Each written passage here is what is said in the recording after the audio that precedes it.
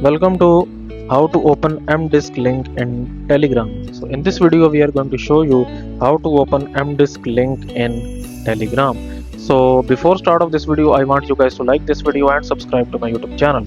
So if someone has sent you an MDisk link and you are trying to open the link but it's not opening, what you're gonna have to do, you will go into your app store, and after going into the app store, what you're gonna have to do, you will basically first of all download this player, which is VLC player.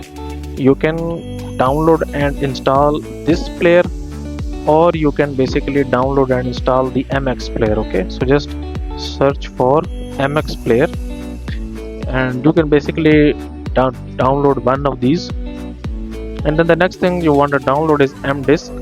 So search for MDisk and then basically install this application. Here it says m.disk. Okay, now go back to your Telegram app and click on that MDisk link and it should be open now. So that's it for this video, guys. If you find this video useful, kindly like this video and subscribe to my channel, and I will meet you in the next video.